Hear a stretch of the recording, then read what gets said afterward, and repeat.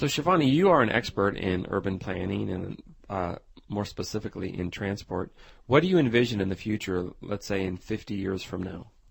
50 years from now is quite a long time to predict, but future cities would be green cities, cities that are able to sustain themselves. They can produce their own energy.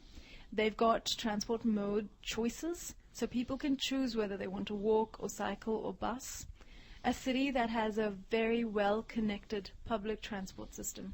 So if you want to get from A to B, you have three main choices: public transport, walking, cycling, each equally good. So basically, you see a future of increased urbanization. Increased urbanization, yes, because people are moving to the cities. That's what the figures say. It's what's happening. It's the current trend. And if this continues, the cities need to become more robust. They need to become more resilient. I know these are big words, but what I mean by that is that cities that are able to change with the time. If people are going to become more mobile, then we need a city with good transport system. But in the future, there's a possibility that people won't be traveling so much, simply because the internet is taking over. Our social space is being invaded by the internet. And so if people aren't going out so much, we'd want cities with comfortable housing, comfortable buildings, heating, cooling, nicer places to be. So in the future, if there are more cities or more densely populated cities, do you see any changes in public transportation? Well, the theory states that the more density you have, the more feasible public transport becomes. That's absolutely true. So in saying that cities are going to become more densely populated and urbanized, public transport definitely has a future. I mean, if you think of a city like Beijing, for example, public transport, it's available. People travel by it. Why? Because it's available. It has to be available because there's such a vast number of people.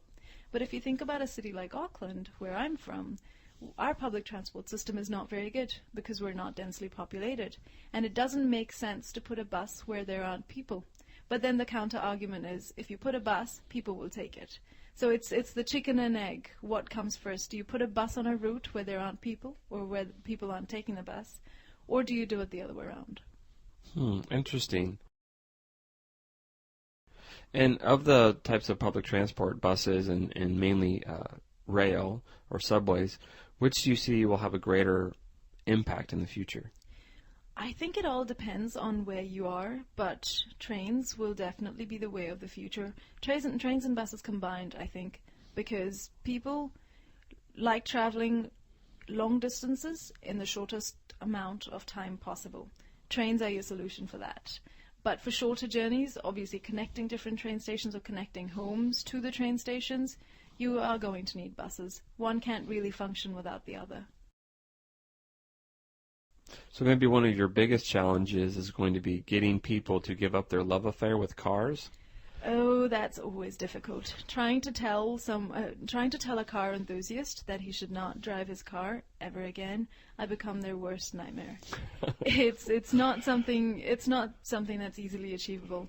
I myself am guilty of that. I used to have a turbo Nissan Silvia when I was growing up in my teenage years, and if someone told me not to drive my car, I think I would be very mad. So yes, it's quite a barrier that I have to go through. Well, good luck. Thank you. I'm going to need it.